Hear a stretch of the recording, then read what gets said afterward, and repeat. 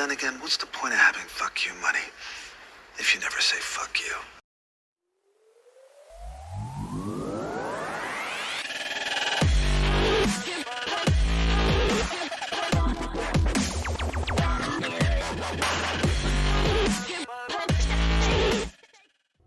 Welcome to Kyle Anthony's UFC Betting Show. I am Kyle Anthony, and welcome to the podcast. Welcome to the prediction show for UFC 250, Amanda Nunes versus Felicia Spencer. We're going to talk about two free plays that we have on this card. We're going to talk about today on the show. Also do have two plays loaded up right now on Wager Talk for purchase. My clients at this point are very happy at this point. Increased their bankroll by 54% from the beginning of this year. 83% winner overall. Hit a 5% play. First one that I released, two clients, a Wager Bucks guaranteed play. Ended up cashing with Hill. Easy winner overall. So having a very strong year. And again, keep working forward. Love the celebration part. I was popping some, Dom Perignon this weekend also. But it comes back to, got to start looking back at stuff, got to start doing the capping, doing the research. Always a card, always opportunity to make money. That's the great part about this sport. So we're into the two free plays that we do have. And the first one is going to be a prop on the main event of the evening between Amanda Nunes and Felicia Spencer. Now, I do have a prop here. You've got the odds currently. You've got Amanda Nunes at a minus 700, minus 650, 670, somewhere there. I've even seen minus 750.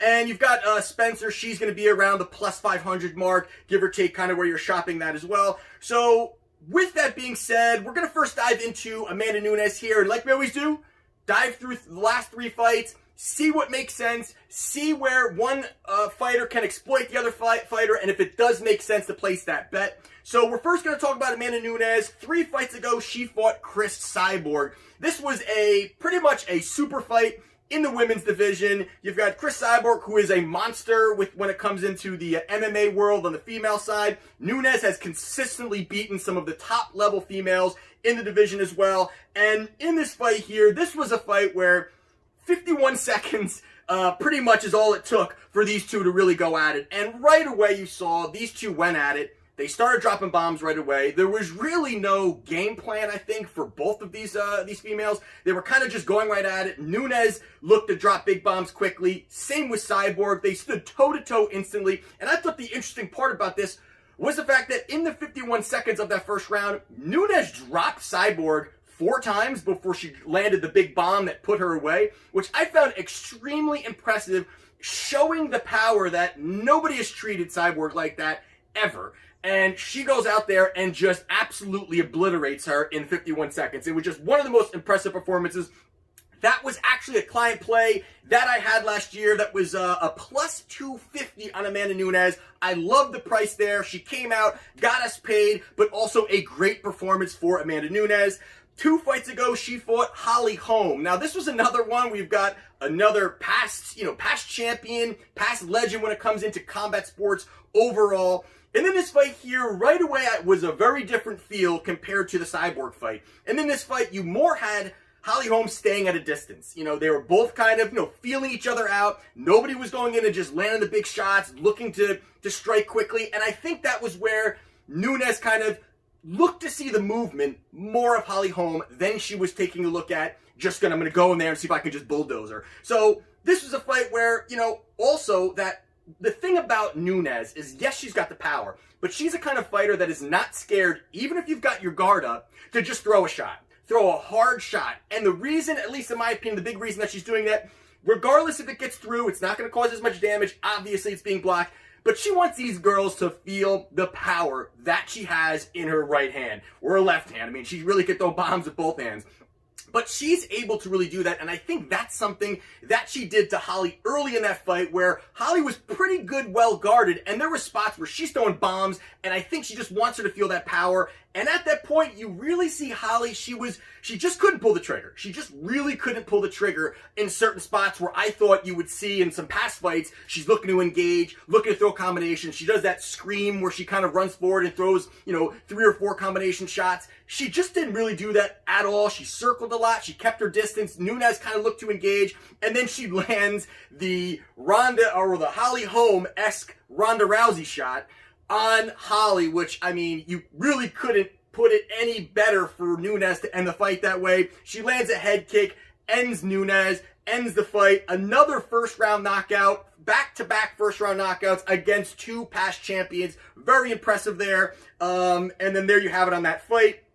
And most recently, she fought Germaine de Randamie, and this is a very different fight. Now, and this shows to me that how well-rounded Amanda Nunes is, and how a lot of people, I think, really don't give her credit for how well-rounded she is, because she's been going through these women, she's been obliterating them, she's been hammering through them, but she's got the ground game that I think a lot of people aren't as much talking about. And in this situation here, you've got Germaine de Randamie, who is Muay Thai kickboxing champion. She has very big accolades in the stand-up game, great striking overall, and this was a fight where, you know what, you wondered if Nunes would actually stand and just bang with her. Would she stand and bang or would she not? And de Randamie felt prior to this fight that this was going to be a fight that she was just, Nunes is probably going to look to take me down. She's not going to strike with me.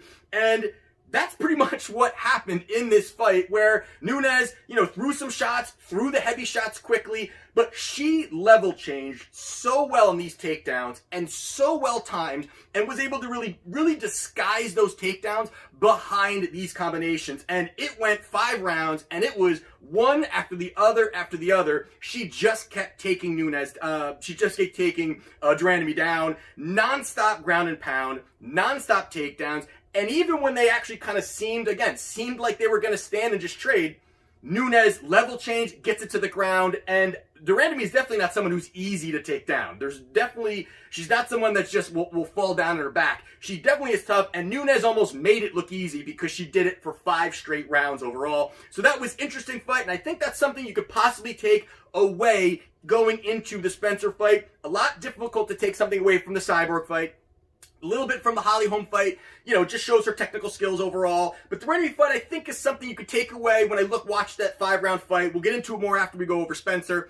Felicia Spencer, you've got on the other side, 3 fights ago in her UFC debut, she faced Megan Anderson. And Anderson here, she just has not, the hype has really not materialized for her overall, and has not just really been the type of fighter that I think they all thought that she was. She was an Invicta champion. A lot of people really had hype behind her. She kind of looks the part. She's very tall, very lanky. But this was a spot here where Felicia just right away got into a clinch with her, got her up against the cage. And the takedown ability, the ground ability of Megan Anderson is a little bit suspect. It's not the greatest.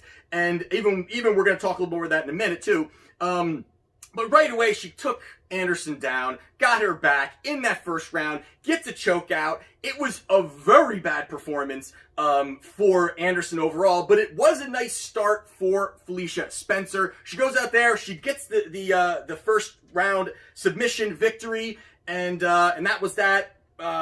So I guess we'll just go to the next one.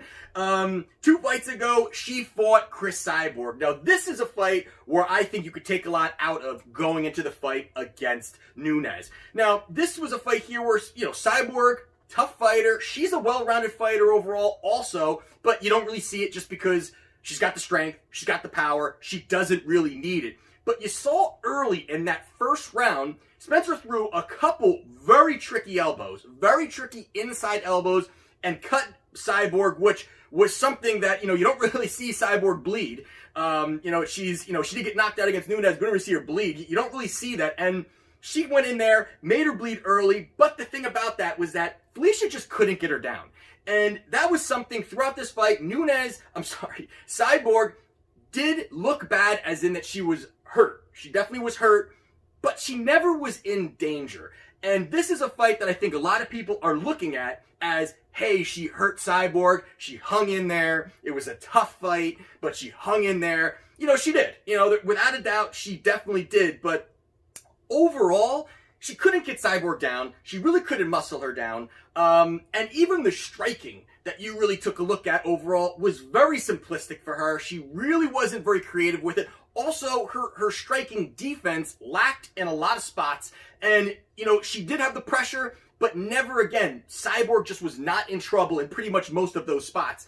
And she was able to go out there, Cyborg, get the decision victory, fend off the takedowns consistently, and just work from basically even with her back against the cage, was comfortable enough. She landed some nice shots, but just Felicia Spencer not able to get Cyborg down is not a good telling sign when you're about to go up against Amanda Nunes. And Zahara Farron was her most recent fight. Now, this is in a very weird situation here because this fight, she did win this, of course, Spencer, but got her the title shot. So she goes up against Farron, and this was the line on this. You had Spencer was a minus 850, Farron was a plus 550, and you know Farron had one other fight in the UFC prior, and she lost to Megan Anderson by a submission, which doesn't also say a lot because Spencer ended up choking her out also. But in this fight, it was a quick first round fight. Goes in there, gets the submission victory, got Farron's back. It was kind of a sloppy fight overall. Farron's older. I believe she was in her upper 30s. It was just a fight that was almost, hey, let's set this up. Let's get her a title shot. So this was a win there for Spencer. She goes up there and gets the victory. With that being said, now I'm going to get into the prop and everything else that we're going to be talking about. But with that being said, you know that Amanda Nunes has got the power. You know that she's got, she's been, and actually she is another, I want to put this also, I have been betting Amanda Nunes since UFC 200. That's been about six straight fights, somewhere in that realm. And she's been priced fantastic going through that. With Ronda Rousey, she was around a plus 200. You've got Tate, she was up there too. Again, Cyborg, she was up there too. And finally now, the market has kind of caught up to her price. But with that being said, that, you know, she's got the rangy striking. She's shown that she can actually fend off takedowns, but she can also have a grappling game. And that is the path to victory for Spencer that I don't believe is really there against Nunes overall. And she's comfortable in the clinch. It's not that she needs to get out of it or she's going to be very, uncomfortable. She likes being in there. She's okay with it, but she's also good getting out of those scrambles as well. She's definitely very quick, at least breaking through and then at least having opportunity to get some space between her and her opponent. And then Felicia Spencer aside, we know she's got the grappling. That she's, that's her thing. That's where she's going to go. But a big part about this is that she's not light-footed on her feet. And she just beat a 6-4 fighter to get this title shot. And the biggest part to me here is the only reason I feel that she even is getting this title shot is because the division is very thin. And Nunes has beaten so many fighters that they need to kind of build up a fighter. Felicia Spencer kind of fits that mold. She had that tough fight against Cyborg, and the UFC is kind of hanging their hat on that tight fight. But prior to that, I mean, she's 2-1 in the UFC, beat a 6-4 fighter. She beat Megan Anderson, who again has not really materialized as being this elite fighter that everybody really kind of thought she was. And then she never got Cyborg down, who is on that next level of fighting. So for me here, I mean, the big part here and the prop that I'm looking at is that I want to get off that number on Nunes. I'm not going to be paying up there. We're not going to be talking about Nunes at minus 700, minus 600, minus whatever it is. To me here, I think the knockout is where you go here. Now, you've got the first time that you got Felicia Spencer that she actually is going to be fighting in a 5-round fight. This is going to be a big spot for her that I think that even Nunes is just going to be able to work from the outside. Even if they get in the clinch, I don't like what Spencer offers.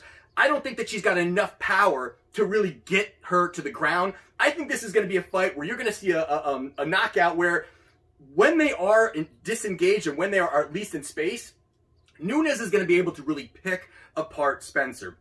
I don't really see at all any technical skills in the striking sense from Spencer. They're really, again, hanging their hat on this takedown ability, which, again, she definitely has that. But Nunes is so well-rounded, and they almost make it out that Nunes is very susceptible to being taken down.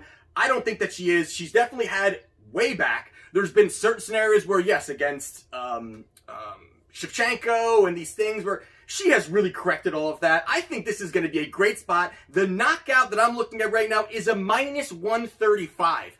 I think that price is fantastic for a girl that should go out there that the market is telling you is a minus 700, and now you're talking about a knockout at a minus 135. At least that's what it currently is. I think it's a great bet. I think it's a solid spot. So I will be betting as my free play in the main event, Amanda Nunes to win by knockout.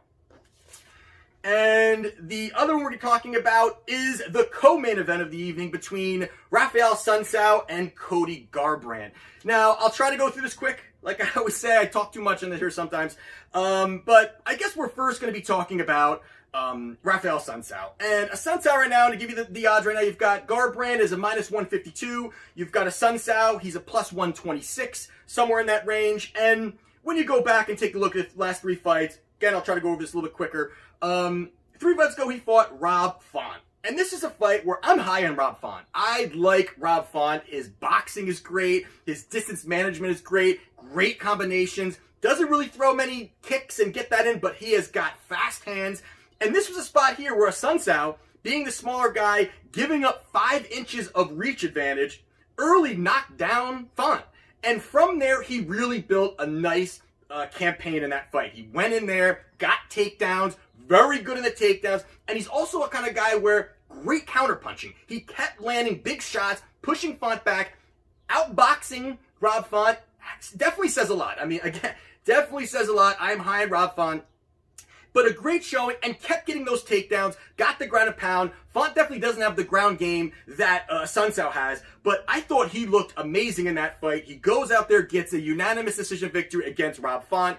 And then 2 fights ago, he fought Marlon Moraes. This was a quick knockout. This is a spot here. We all know Marlon Moraes. He is electrifying in that first round, and then boy does his gas tank go down and does his cardio. This was a spot here where he landed a big shot on Assuncao, got on top of him, got the submission victory. Can't really take too much away from that. Assuncao got lit up in that spot, and Marlon Moraes has extraordinary power when it comes to that. So Assuncao does suffer a first round knockout, and then most recently he fought Cory Sandhagen. And again, another guy I am extremely high on who is on this card as well. And Sandhagen is just really well-rounded. He's got an arsenal of weapons. He definitely throws his weapons from all different angles. You know, the way he's throwing his kicks, the way he's throwing his combinations from the outside. He's a BJJ brown belt. He has these credentials. So he's the kind of guy that really worked his distance management in this fight. Assuncao just could not get in close. And a guy like Rob Font, I would think would have the opportunity to kind of work from the outside. But Cory Sandhagen really took that distance management to the next level. He looked great, kept from the outside. Every time Assuncao threw a shot, Cory Sandhagen kind of was able to back out and kind of get out of the spot. Overall, it was really a dominating performance for Cory Sandhagen. But again, Cory Sandhagen, I think there's really great things for him in the future. And then you've got Cody Garbrandt. 3 fights ago, he fought TJ Dillashaw the first time, and I was actually at this event at UFC 217.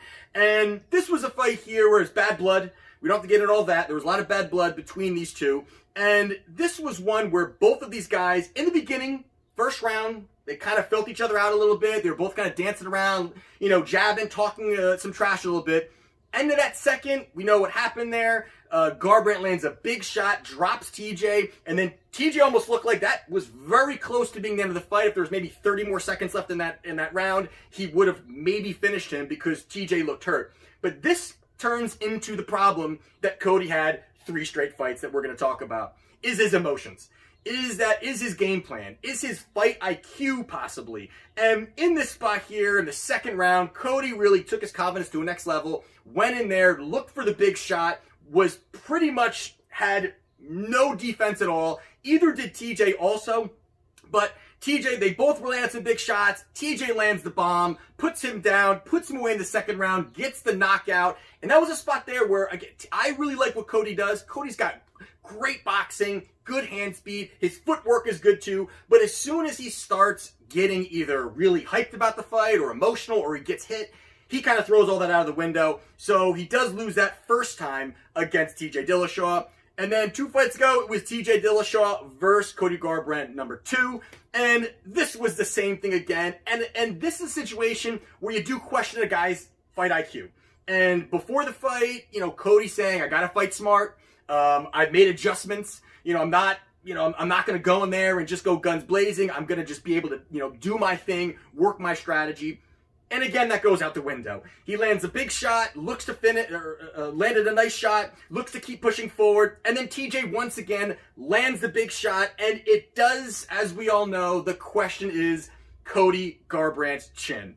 How is it ever going to be okay? Is it just completely shattered at this point? And goes in there, he gets knocked out again, the second time against TJ Dillashaw. So there you have it there. And then most recently, he fought Pedro Munoz. And this is a fight here that, again, Cody Garbrandt does the same damn thing. He goes into the situation. Both of them again, looked like Cody was going to kind of work from the outside. He threw some, Pedro was throwing some nice leg kicks. It was kind of mixing it up a little bit. But as soon as Cody got clipped, he throws it all out the window again and is just looking for one big bomb. And Pedro Munoz, he does not have the greatest striking. He just doesn't. Pedro's good. And he's got a nice ground game. His boxing, again, is not very good. He's good in the clinch. He likes to make it dirty. But for him to stand toe-to-toe with Cody and land some shots, they both got hit. They both are getting hit. Pedro has definitely a better chin by far than Cody. Cody gets nailed. Cody goes down the first round. Another knockout loss for Cody Garbrandt.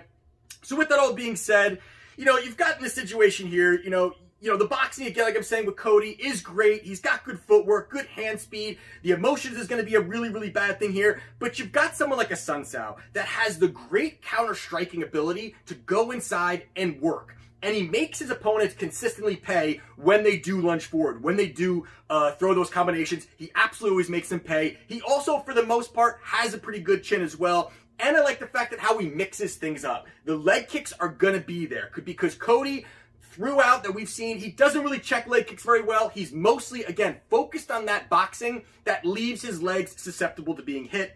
And the other part also is the cardio. That I like Assuncao's cardio. I think you've seen him in some other fights that he goes the distance, even fights that he's been beaten up on against Sandhagen. He still looked there when it comes to the cardio. He was getting beaten up, but he had the cardio. And that's a spot here that, again, could be consistent. So I do like Assuncao here at the dog price. Again, you're going to be looking at about in the plus 130, plus 125 range. I think that's good. I can't take a guy that consistently does not pay attention to his coaches that are kind of saying, you need to back up. Your chin is not going to be able to take these shots. It's consistent in 3 straight fights. It's not going to get better by any means. It's almost like the Luke Rockhold syndrome, where, Rockhold is one hell of a fighter, but boy, he cannot take a punch. And at this point in his career, he kind of just, that's it. It's kind of over. Cody's younger, but Cody is showing the same glass chin that Luke Rockhold has. I can't bet those people, especially at a favorite price. When you're talking about the minus 160, minus 150 range, I like, in this situation, Raphael Assuncao to defeat Cody Garbrandt at plus 162. Plus 126. So those are my 2 free plays for UFC 250. We've got Amanda Nunes, prop bet. We're going to go win the knockout, minus 135. And we've got Raphael Assuncao to defeat Cody Garbrandt, plus 126. If you want to take a look at my plays over at Wager Talk, my client plays, link down in the description. Take a look. Hopefully we're going to keep moving forward here. Feels good, making money, popping bottles. What can we say? So we'll have the bet review show out on Sunday. Definitely appreciate everybody liking, subscribing, commenting. It's always great. We're all making money. We're all on the same team beating those bookies. And this is Kyle Anthony's UFC Betting Show, and I'll see you Sunday at the bet review.